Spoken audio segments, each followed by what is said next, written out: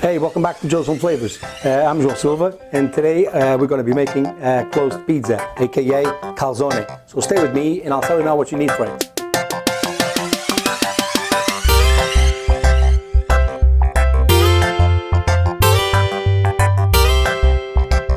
For our pizza today, we're going to be needing a couple of things. So I've decided to make charcuterie pizza, calzone pizza, and for that we have a few charcuterie meats like salami, ham, chorizo, and bacon, smoked bacon. And we also have a few mushrooms, fresh mushrooms, a couple of hard-boiled eggs, and that's for the filling. And then I have my garlic butter, which you're going to learn how to use that in a calzone, my treat. And we have some homemade Charcuterie cheese, which is a cream cheese, also absolutely delightful. I'm going to make a quick recipe on that cheese as well to let you know how you can prepare your own cream cheese. If you don't want to do that, you can always use any other kind of cheese in this pizza. And if you want to use this sort of cream cheese, you can always use the Philadelphia kind of cheese. So we have also some lukewarm water, and we have some yeast. Traditionally, I would make this pizza with dry yeast. Today, I'm using fresh yeast, so I'm going to use about 20 grams of that. I have about 300 grams worth of flour, which is big enough for at least 2 people. So it's one nice family pizza. And obviously some salt. So that's the ingredients done. So stick with me and I'll tell you now what's the first step. So first thing we do, we have our flour here. We're going to work this flour inside the bowl so that we can then transfer it when it's time, transfer it onto the surface, the working surface. So first thing I get on there is my salt. I'm going to use just a pinch of salt, or maybe 2 pinches, because I like it. And and I'm going to give it a nice swirl on that salt, because obviously I want that mixed with the flour. And then we have our yeast. So this is fresh yeast, so it's not the dry kind. So I want to get it going. So I'm going to basically break it into little pieces so that we can better get it in that flour. Right, I have about for 300 grams worth of flour, I have about 200 milliliters of lukewarm water. I'm going to slowly work that water into that flour with my spoon, and this will give the chance for that yeast to incorporate as well. In terms of flour, I left a little bit of flour there as well, because we might need to add a little bit flour, or we might need a little bit on our surface as well.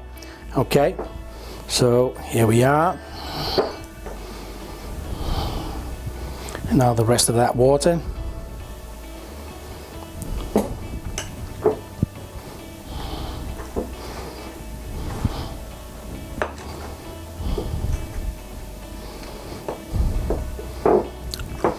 Working on a bowl first before actually transferring it to the surface, it helps your life a little bit. It makes it a little bit easier to control the flour, but then eventually you will have to transfer it to the working surface. I'm going to transfer now to my working surface here. I still have a little bit of water there. I might need it, I might not need it. So the process is like the normal process for any other pizza, and there's a couple of things you need to know in terms of how to fill the pizza. Yeah, you might be used to my dancing table by now. I have half of mine set on stabilizing this table, but As soon as I finish my videos, I forget about it, and then I don't think about it again until I'm in this position again. Okay, I'm going to use a little bit of extra flour just to get the flour off my hands and to help me with this dough. You should stretch the dough like this and roll. So stretch and roll, stretch and roll. Okay, our dough is pretty much ready now. We need to let it prove for about 20 minutes or so we can then obviously shape it into form. Okay, so I'm just going to leave a towel on top of that and just leave it there for 20 minutes, about 20 minutes, so we can then work it. Okay, so our dough has proved, and we're now going to flatten it and make pizza out of it.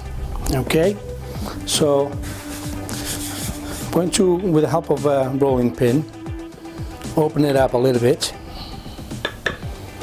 She's really puffy now.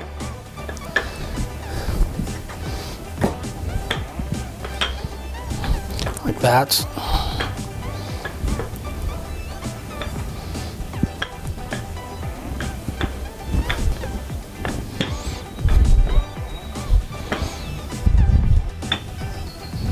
So we have our pizza base open now.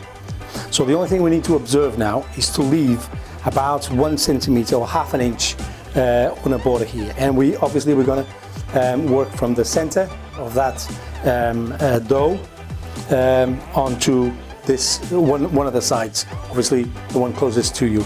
So if you mark the center of the pizza there, and then if you go with your fingers like that, so you know where you're supposed to work, and then you construct your pizza towards yourself and just leave half an inch on the border here, okay, because we're going to need that.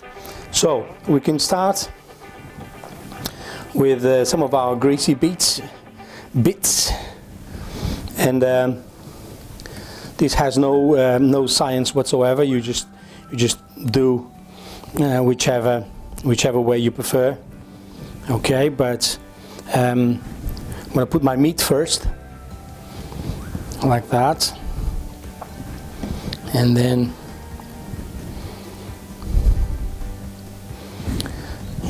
my bacon. Again, don't worry about how fancy it is, because it doesn't need to be that fancy.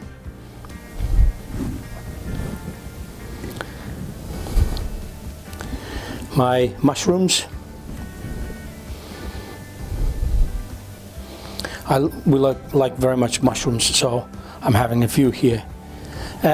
Don't do this with tin can mushrooms, or if you do, beware that they will lose a lot of water. And when they lose water, your pizza will end up soggy. And I don't know about you, but I don't like soggy pizzas. Okay, so we got our mushrooms now. And now we have our eggs. So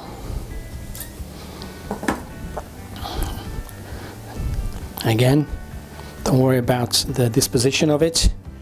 It's just an honest pizza. And we have another one here. Yes, we like eggs.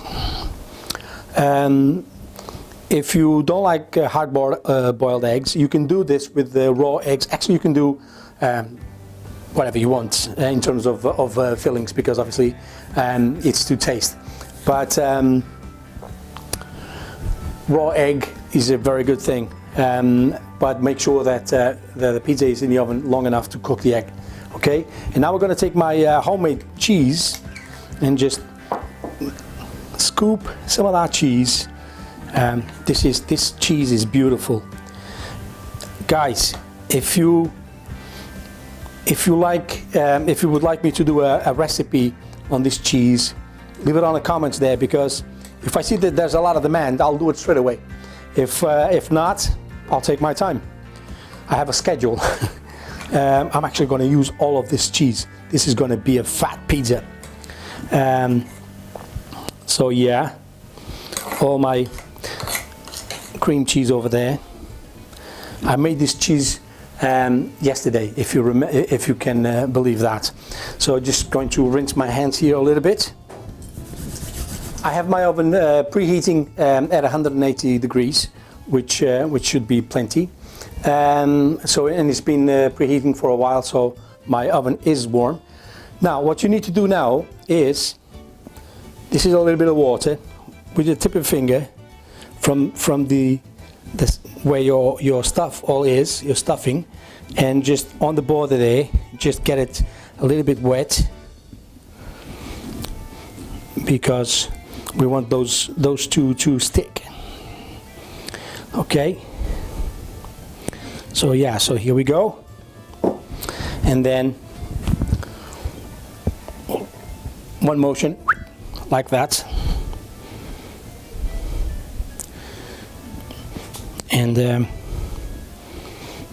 we want to make sure that all of it stays in there. And now with the tip of your fingers, you just go and start rolling it like this, go. Okay, just do a nice little border there.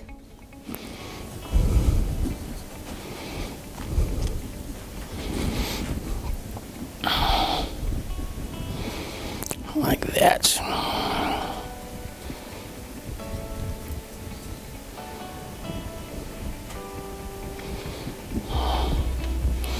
Yeah, we want to seal all of that in there, and we want this border with a little bit of height, and you don't know it now, but you will find out why soon enough. Now,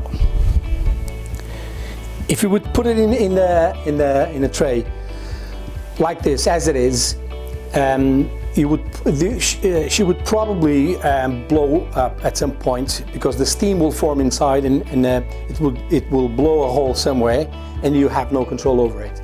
So my advice is, take a little knife and just do a couple of chimneys.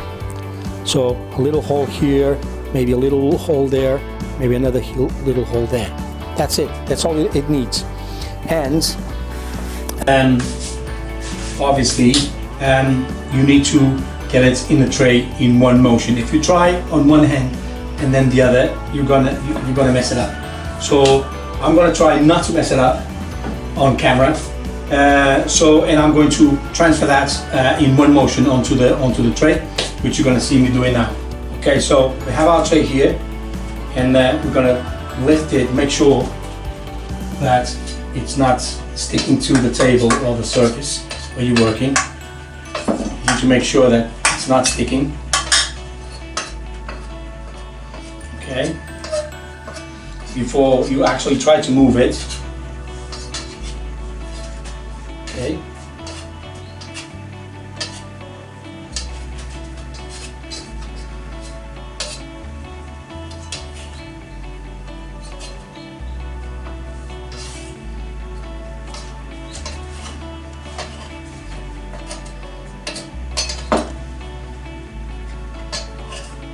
Palette knife is always a good idea.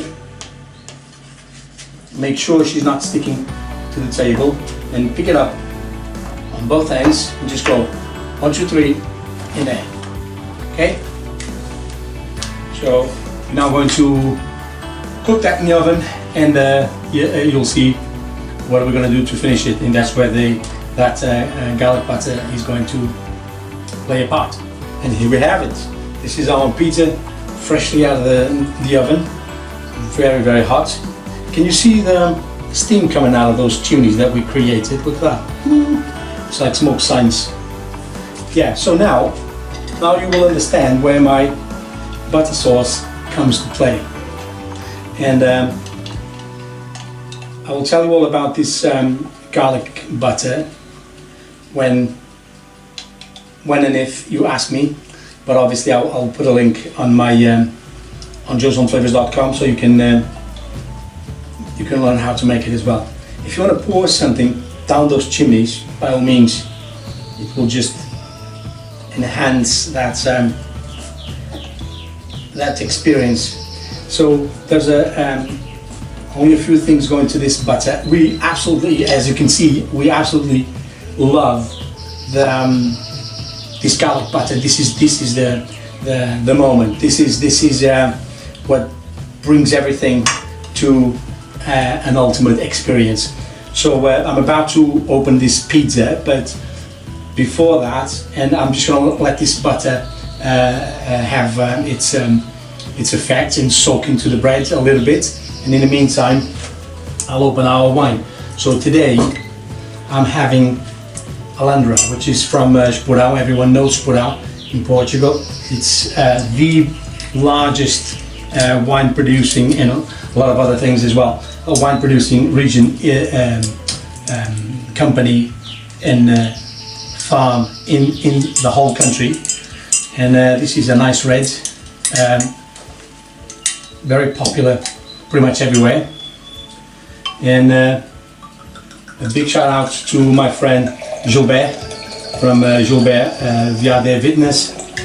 He supplies Portuguese wines across Wales, and he also has his own wine production as well, which is going pretty well, I believe.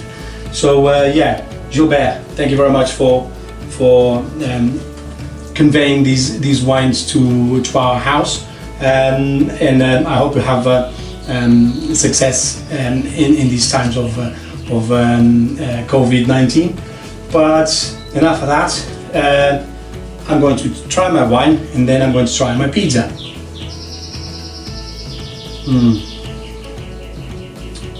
Right, so let's open this baby and see how it went. Okay, I'm gonna open up straight in the middle. Oh, look at that crust. This is a massive pizza as well. And now I'm going to show you the inside of it. Look at that. Look at all that yumminess coming out, oozing out. So I'm going to just take a little corner here, because my wife, who's in the dining room waiting for this pizza, she's like, hurry up and don't eat the whole pizza, just presenting it. Right, here we go.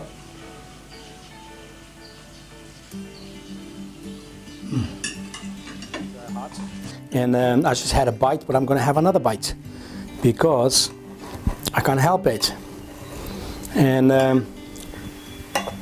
of course I'm having it with a magnificent red wine. Look at that.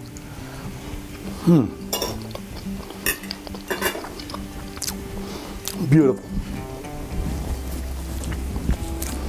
I'm having it with a very nice wine, Portuguese wine, supplied by a friend of ours called Gilbert. If you need to know how to find it here in South Wales, give me a holler and I'll put you in touch with him. He's a great guy, and he imports a lot of Portuguese wines as well, among others, from across the planet, and he has some beautiful, beautiful wines. And yeah, so if you want to get in touch with him, just let me know and I'll put you in touch with him. This was my pizza, my calzone. It's easy to make, really, really delicious. It really pays up. And yeah, if you like it, please leave me a shout out in the comments. Give me a thumbs up if you want. If you haven't subscribed, this is the time to do it. Share with your friends and tell your friends how now you know how to make calzone. And this butter that goes on top, it's not my invention. We picked it up on a place that we used to go many years ago in Portugal. But it's oh my God, it's so good, and it does make a difference to have that butter just oozing down our mountain of yumminess. Okay, thank you very much for watching this, and I hope you catch me on the next video. and we're going to finish this bad boy now. Thank you very much for watching again, and I'll catch you on the next one. Cheers.